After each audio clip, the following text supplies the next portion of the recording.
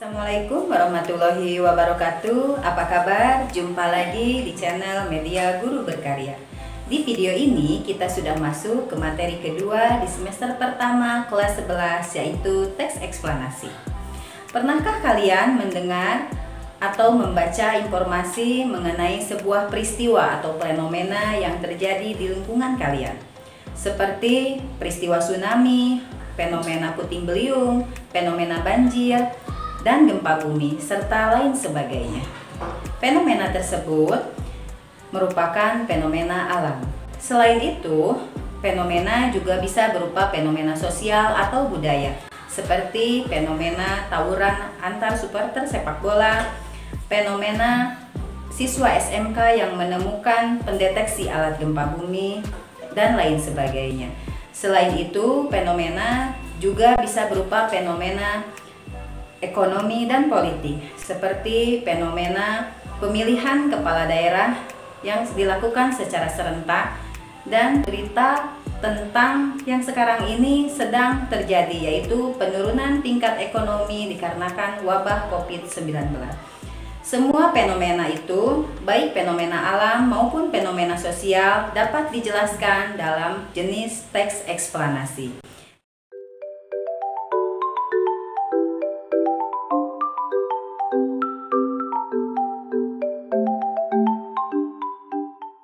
Jadi, apa yang dimaksud dengan teks eksplanasi?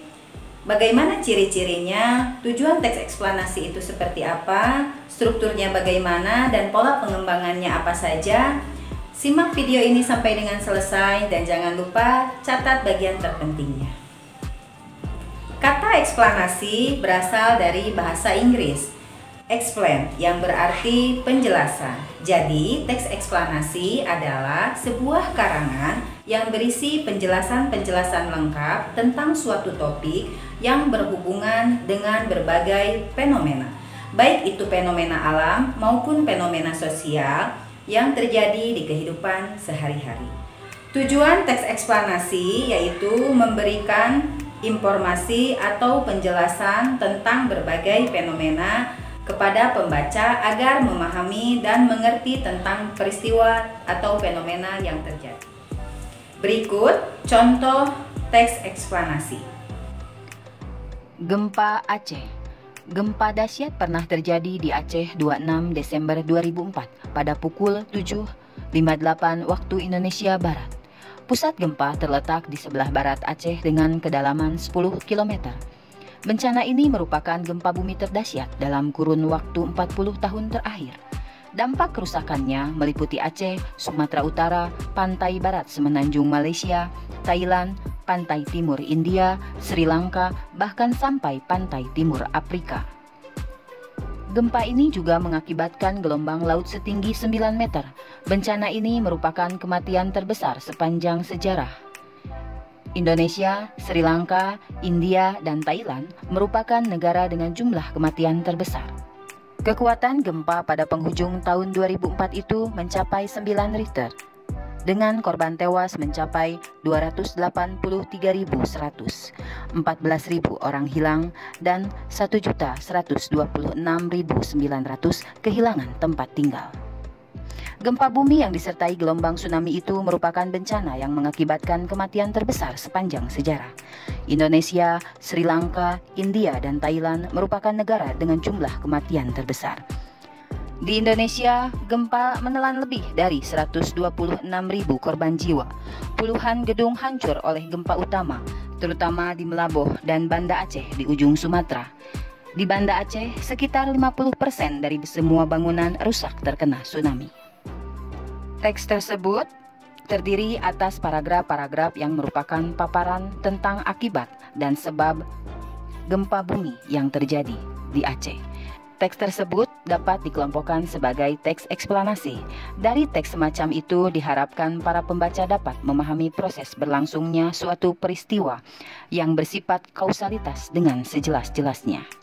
Dalam teks eksplanasi, penulis menggunakan banyak fakta yang fungsinya sebagai penyebab atau akibat terjadinya suatu peristiwa. Bahkan dapat dikatakan bahwa teks eksplanasi hampir semuanya berupa fakta. Berdasarkan contoh yang baru saja dipaparkan, dapat disimpulkan ciri-ciri teks eksplanasi adalah informasi yang dimuat dalam teks eksplanasi bersifat faktual. Yang kedua, faktual atau fakta dalam informasi tersebut harus bersifat keilmuan atau secara ilmiah, misalnya tentang sains. Selanjutnya, kita membahas tentang struktur teks eksplanasi. Teks eksplanasi memiliki struktur baku sebagaimana halnya jenis teks lainnya. Sesuai dengan karakteristik umum dari isinya, teks eksplanasi dibentuk oleh bagian-bagian. 1. Identifikasi fenomena atau phenomenon identification, yaitu mengidentifikasi sesuatu yang akan diterangkan. Hal itu bisa terkait dengan fenomena alam, sosial, budaya, dan fenomena-fenomena lainnya. 2. Penggambaran rangkaian kejadian atau explanation sequence, merinci proses kejadian yang relevan dengan fenomena yang diterangkan sebagai pertanyaan atas bagaimana atau mengapa. Rincian yang berpola atas pertanyaan bagaimana akan melahirkan uraian yang tersusun secara kronologis ataupun gradual. Dalam hal ini, fase-fase kejadiannya disusun berdasarkan urutan waktu. Rincian yang berpola atas pertanyaan mengapa akan melahirkan uraian yang tersusun secara kausalitas. Dalam hal ini, fase-fase kejadiannya disusun berdasarkan hubungan sebab akibat. Struktur yang terakhir yaitu ulasan atau review, berupa komentar atau penilaian tentang konsekuensi atas kejadian yang dipaparkan sebelumnya. Mari kita lihat lagi contoh teks eksplanasi dan kita tentukan berdasarkan strukturnya. Demonstrasi massa. Akhir-akhir ini demonstrasi kerap terjadi di hampir setiap dan terjadi di berbagai tempat. Bahkan demonstrasi sudah menjadi fenomena yang lumrah di tengah-tengah masyarakat kita. Menanggapi fenomena tersebut, seorang kepala daerah menyatakan bahwa penyebab demonstrasi dan anarkisme tidak lain adalah faktor laparnya masyarakat. Lantas ia mencontohkan rakyat Malaysia dan Brunei yang adem ayem lantaran kesejahteraan mereka terpenuhi, maka demonstrasi di negara-negara itu jarang terjadi. Tentu saja komentar tersebut menyulut reaksi para mahasiswa. Mereka memprotes dan meminta sang bupati mencabut kembali pernyataannya. Para mahasiswa tidak terima dan tidak merasa memiliki motif serendah itu. Mereka berpendirian bahwa demonstrasi yang biasa mereka lakukan murni untuk memperjuangkan kebenaran dan melawan kemungkaran yang terjadi di hadapannya. Persoalannya kemudian, pendapat manakah yang benar, sang bupati atau pihak mahasiswa, ataupun komponen-komponen masyarakat lainnya? Barangkali logika sang bupati dikaitkan dengan kebiasaan bayi atau anak kecil yang memang begitu adanya. Kalau seorang bayi merasa lapar, ia akan ngamuk, menangis dan meronta-ronta. Namun, apabila logika sang bupati dibawa pada konteks yang lebih luas, jelaslah tidak relevan. Misalnya, membandingkan dengan kondisi rakyat di Malaysia ataupun Brunei yang adem ayem, tidak seperti halnya rakyat Indonesia yang gampangan. Demonstrasi massa tidak selalu disebabkan oleh urusan perut. Bahkan banyak peristiwa yang sama sekali tidak didasari oleh motif itu. Dalam kaitannya dengan kebutuhan manusia, Abraham Maslow membaginya ke dalam beberapa tingkatan. Kebutuhan yang paling mendasar adalah makan dan minum. Sementara itu, yang paling puncak adalah kebutuhan akan aktualisasi diri. Namun demikian, pada umumnya demonstrasi massa justru lebih didasari oleh kebutuhan tingkatan akhir itu. Masyarakat berdemonstrasi karena membutuhkan pengakuan dari pemerintah ataupun pihak-pihak lain agar hak-hak dan eksistensi mereka diakui. Oleh karena merasa dibiarkan, hak-haknya diingkari, bahkan dinistakan, kemudian mereka berusaha untuk menunjukkan jati diri dengan cara berdemonstrasi. Banyak fakta dapat membuktikannya.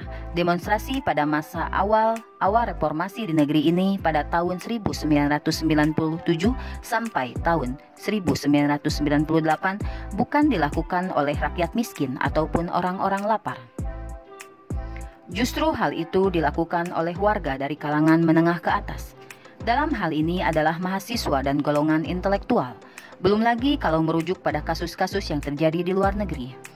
Dalam beragam skala, besar atau kecil, demonstrasi bukan hal aneh lagi bagi negara-negara Eropa. Demonstrasi yang mereka lakukan sudah barang tentu tidak didorong oleh kondisi perut yang lapar, karena mereka pada umumnya dalam kondisi yang sangat makmur. Setelah kalian mendengarkan salah satu contoh teks eksplanasi, mari kita menentukan bagian-bagian dari struktur teks yang berjudul demonstrasi massa tersebut, yaitu berupa identifikasi fenomena, kejadian, ulasan, dan simpulan. Identifikasi fenomena dari teks tersebut adalah penyebab demonstrasi dan anarkisme tidak lain adalah faktor laparnya masyarakat. Demonstrasi bukan hal aneh lagi bagi negara-negara Eropa. Proses kejadian yang dipaparkan dalam teks tersebut adalah rakyat Malaysia dan Brunei yang adem ayem lantaran kesejahteraan terpenuhi, maka demonstrasi di negara-negara itu jarang terjadi. Komentar dari kepala daerah menyulut reaksi para mahasiswa. Mereka memprotes pernyataannya. Demonstrasi massa tidak selalu disebabkan oleh urusan perut, bahkan banyak peristiwa yang sama sekali tidak didasari oleh motif itu. Pada umumnya demonstrasi massa justru lebih disadari oleh kebutuhan tingkatan akhir itu. Masyarakat berdemonstrasi karena membutuhkan pengakuan dari pemerintah ataupun pihak-pihak lain agar hak-hak dan eksistensi mereka diakui. Ulasan, demonstrasi pada masa awal-awal reformasi di negeri ini pada tahun 1997-1998 bukan dilakukan oleh rakyat miskin ataupun orang-orang lapar. Justru itu dilakukan oleh warga dari kalangan menengah ke atas. Dalam hal ini adalah mahasiswa dan golongan intelektual. Yang terakhir, simpulan dari teks tersebut, banyak hal yang melatar belakangi terjadinya demonstrasi, yaitu karena adanya ketidaksesuaian aturan dan pelaksanaan didorong oleh beberapa pihak, serta pelaksanaannya tidak selalu dari kalangan menengah ke bawah, bahkan menengah ke atas. Demikian penjelasan tentang struktur teks eksplanasi. Selanjutnya materi terakhir yaitu tentang pola pengembangan teks eksplanasi. Dalam penyajiannya, teks eksplanasi secara umum dikembangkan melalui dua pola. Yang pertama adalah pola pengembangan sebab akibat atau kausalitas. Yang kedua, pola pengembangan proses atau kronologis. Pola pengembangan sebab akibat. Teks eksplanasi yang menggunakan pola pengembangan sebab akibat, dalam hal ini sebab dapat bertindak sebagai gagasan umum, sedangkan akibat sebagai perincian pengembangannya. Namun demikian, dapat sebaliknya. Akibat sebagai gagasan umum dan perlu dikemukakan berbagai sebab sebagai perincian penjelasannya. Mari kita lihat contohnya. Gempa bumi melanda wilayah bagian selatan daerah istimewa Yogyakarta, Sabtu 27 Mei 2006 pukul 5.54 waktu Indonesia Barat. Kekuatan gempa catat 6,2 skala Richter pada kedalaman 17,1 km. Pusat gempa terletak pada posisi kurang lebih 2,5 km barat daya kota Yogyakarta. Gempa bumi ini mengakibatkan puluhan orang meninggal, beberapa orang luka-luka, sejumlah bangunan roboh dan mengalami kerusakan. Selain itu, dilaporkan juga terjadi longsoran dan kerusakan berat pada pemukiman dan bangunan lainnya di Kabupaten Bantul karena dekat dengan sumber gempa bumi. Pola pengembangan proses. Proses merupakan urutan dari tindakan-tindakan atau perbuatan-perbuatan untuk menghasilkan atau menciptakan sesuatu. Atau proses merupakan perurutan dari suatu peristiwa atau kejadian. Mari kita lihat contohnya pola pengembangan proses. Pada bulan keempat, muka telah kian tampak seperti manusia. Dalam bulan kelima, rambut-rambut mulai tumbuh pada kepala. Selama bulan keenam, alis dan bulu mata timbul. Setelah 7 bulan, fetus mirip kulit orang tua dengan kulit merah berkeriput. Selama bulan ke-8 dan ke-9, lemak ditimbun di bawah kulit sehingga perlahan-lahan menghilangkan sebagian keriput pada kulit. Kaki membulat, kuku keluar pada ujung-ujung jari, rambut asli rontok dan fetus menjadi sempurna dan siap dilahirkan. Nah, contoh tersebut adalah contoh teks eksplanasi pola pengembangan proses. Di sini kita lihat menjelaskan proses dari tahapan-tahapan bayi dalam kandungan. Demikian materi teks eksplanasi yang dapat Ibu sampaikan. Mudah-mudahan kalian dapat memahaminya dengan baik. Jangan lupa dukung terus channel ini, like, comment, and subscribe. Terima kasih. Wassalamualaikum warahmatullahi wabarakatuh.